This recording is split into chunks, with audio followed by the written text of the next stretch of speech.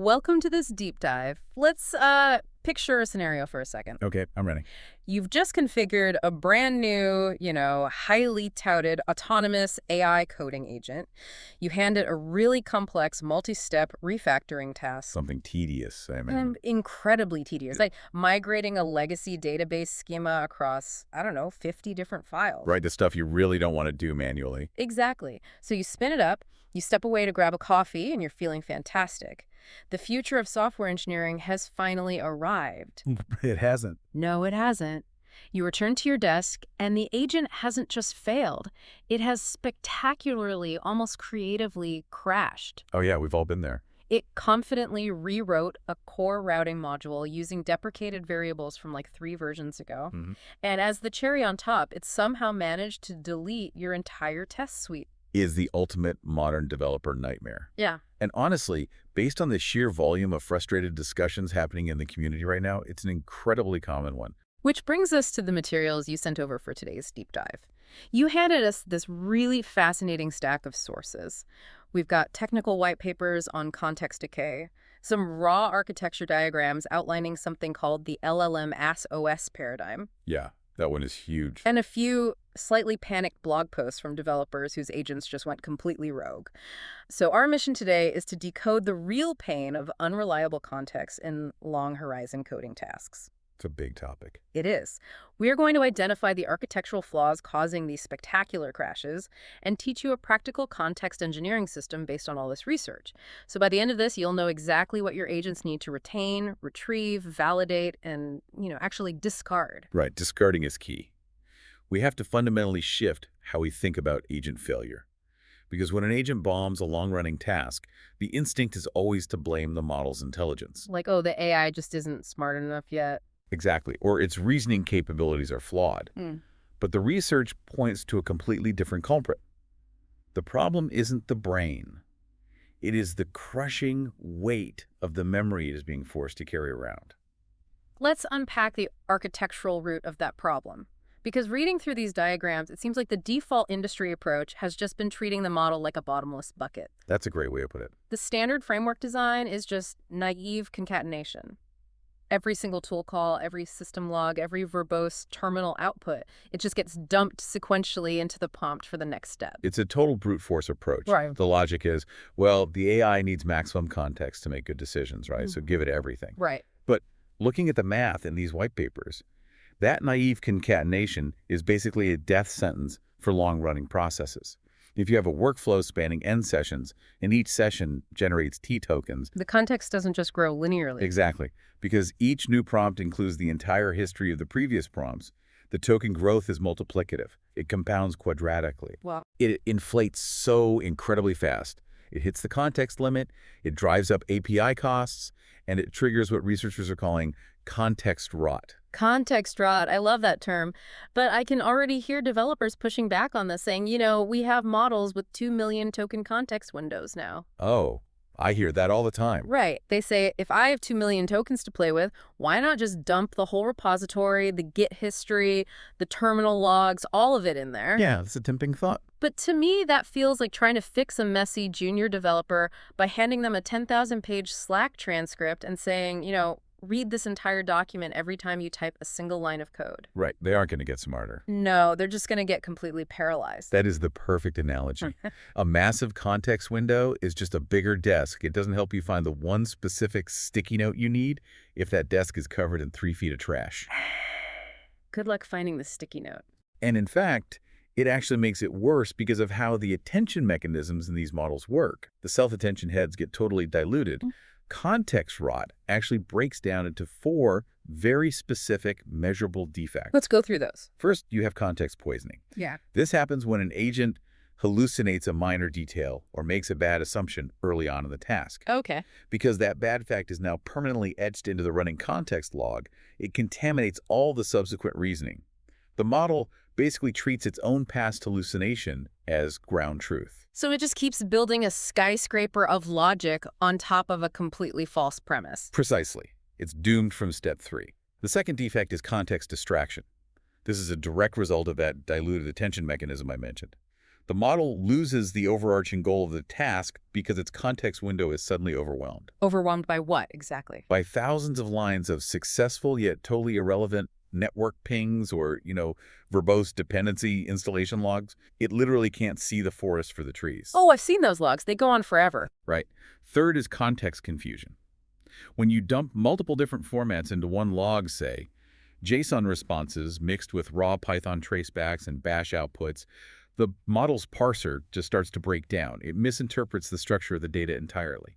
That sounds messy. And the fourth one? Context conflict.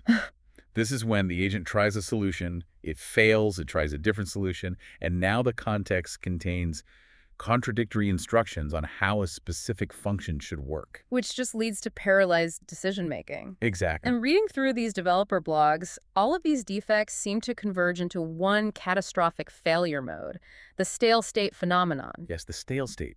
This is the absolute killer of long workflows. Think about an agent interacting with a massive enterprise system. If the architecture blindly retains every single tool response in the context, it will eventually reference a stale state. Give me an example of how that plays out. Okay, imagine the agent reads a file, let's call it databaseconfig.py. It realizes it needs to change a variable, and it correctly executes the change. But the full text of that old version of the file is still sitting right there in its conversation history. Oh, I see where this is going. So 50 steps later, it needs to make another routing change.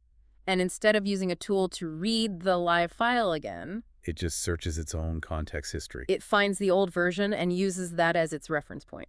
You've got it. It is acting on a ghost of the code base. The errors immediately compound.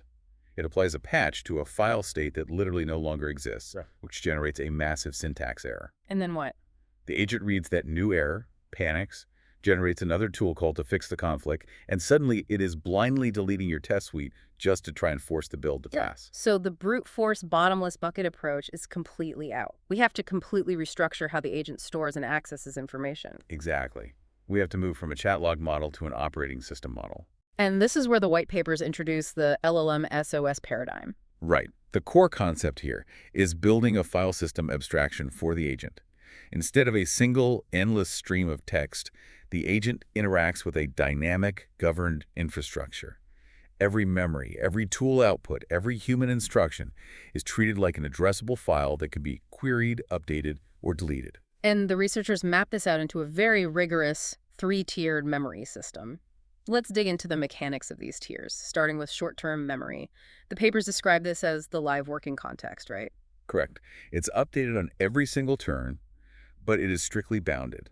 It retains a fixed window of recent conversation turns, maybe just the last 10 interactions, plus a rolling buffer of the last few task outcomes. Okay, that makes sense. But the most vital component they highlight is a capped scratch pad. The scratch pad, I saw that in the diagrams. What makes it so vital? It's an ingenious mechanism, honestly. It is a constrained space, usually capped around 10 to 20,000 characters. The agent is given a specific tool call to write directly to this scratch pad. To write what, exactly? Exact hard facts, parameter indices, specific API keys, data column names, raw file structures.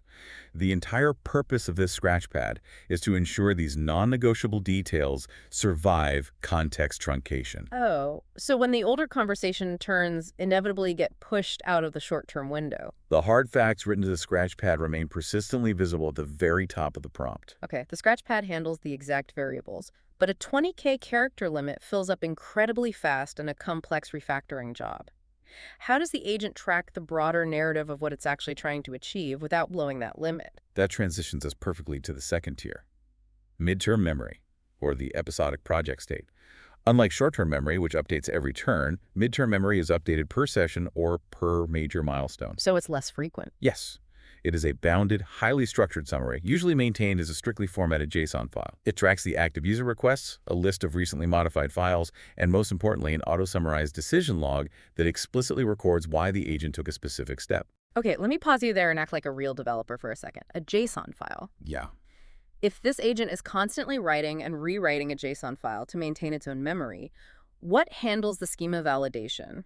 Because, I mean, if the AI hallucinates an extra bracket or drops a comma during a memory update, the JSON parser fails and the entire memory system just crashes, right? That is a phenomenal point and a very real danger. The architecture actually accounts for this by never letting the agent write directly to the JSON file raw. Oh, thank goodness. Right. It uses robust middleware wrappers. The agent outputs a structured tool call with the intended updates, and the runtime validates the schema strictly before committing it to the midterm memory state. Okay, that's much safer. Furthermore, the summarization of the decision log usually requires a secondary, much cheaper LLM call running in the background. Wait, a secondary call? Doesn't that add latency and cost? It does add a slight compute overhead in the moment, yeah, but Yeah. it drastically reduces the overall token burn downstream. Think about it. Spending a few cents on a background summarization call saves you from passing 100,000 useless terminal logs into your massive, expensive primary model on every single turn.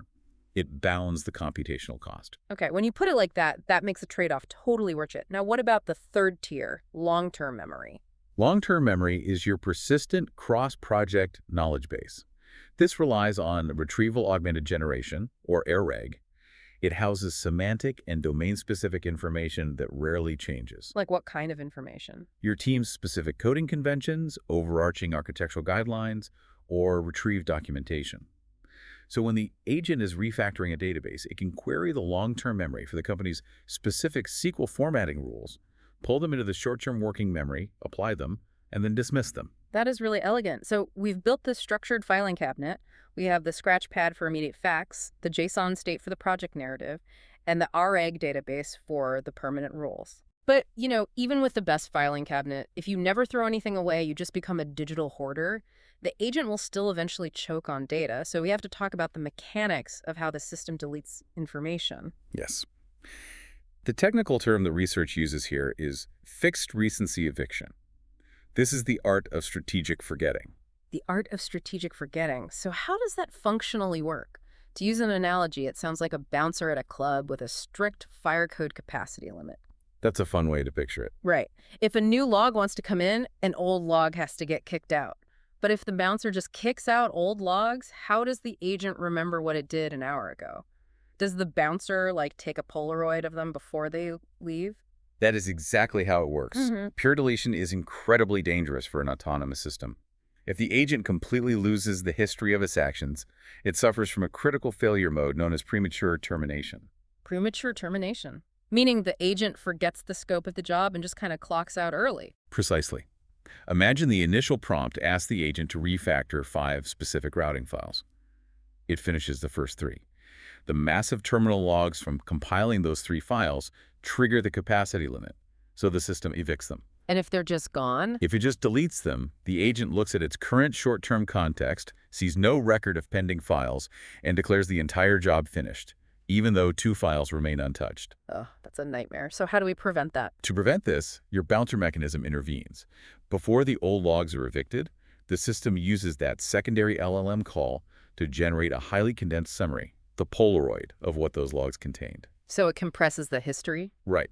It replaces thousands of lines of terminal output with a single sentence, like successfully compiled and refactored files 1, 2, and 3. So it's essentially garbage collection for AI reasoning. You are actively preventing memory leaks in the cognitive process. Yes, exactly. You maintain the agent's task-level awareness without all the token bloat.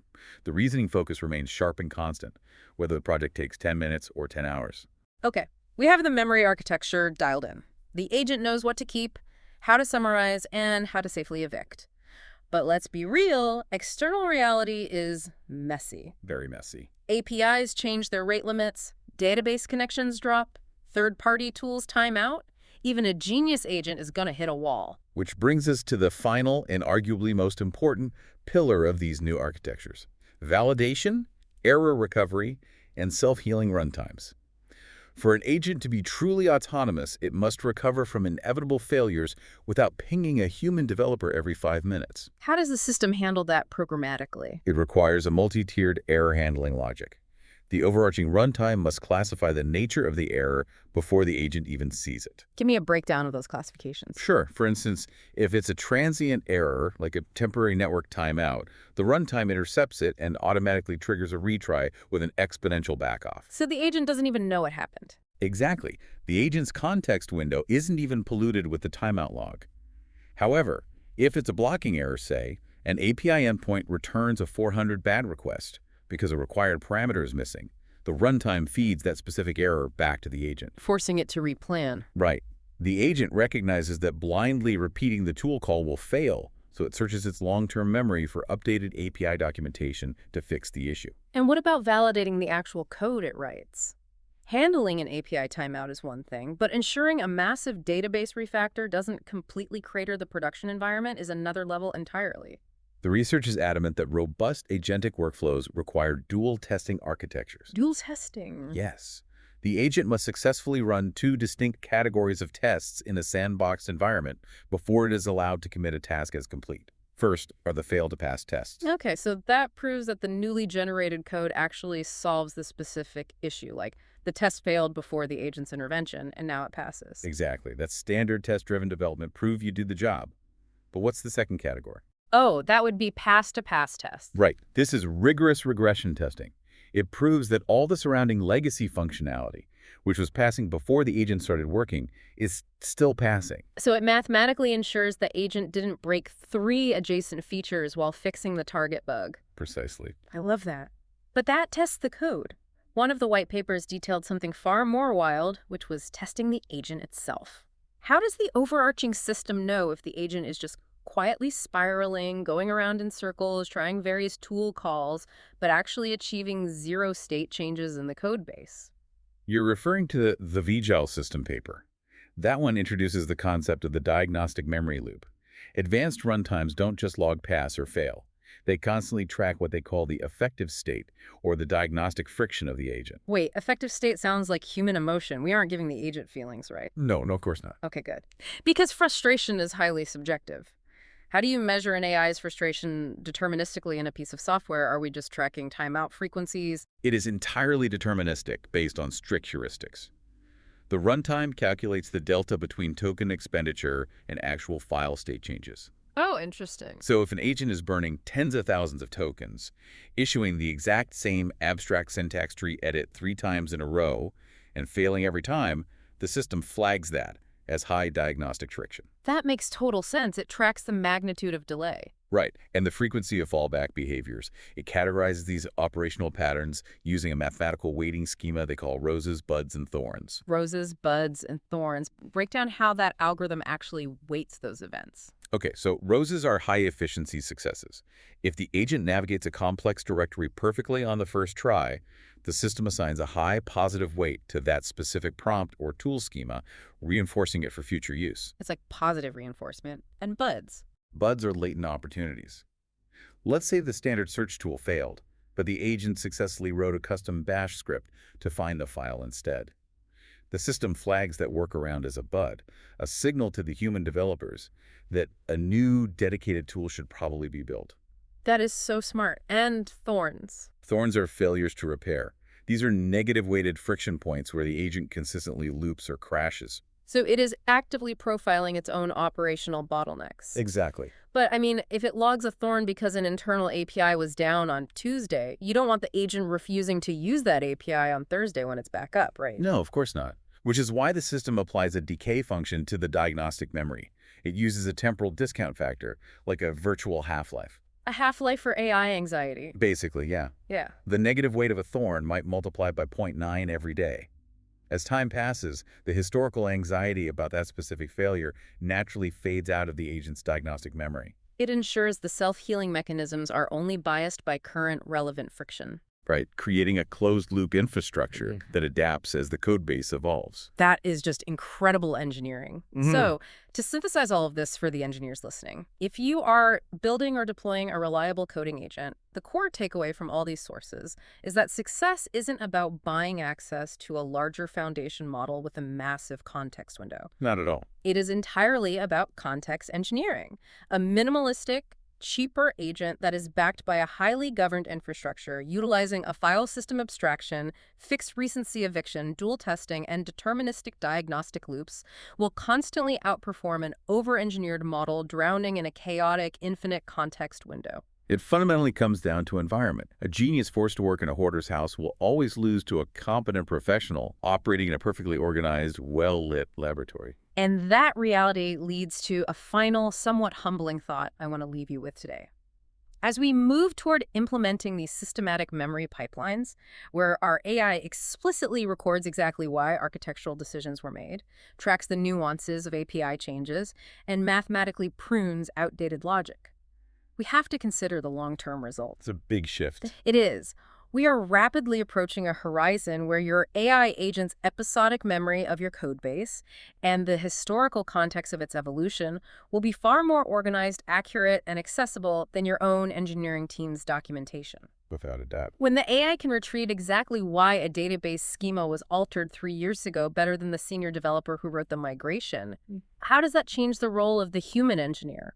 Will we transition from writing code to simply curating the AI's memory? It's definitely the next frontier. It is absolutely something to ponder the next time you assign a massive refactoring task, step away for a coffee, and wonder exactly what is happening inside that black box. Thanks for joining us on this deep dive.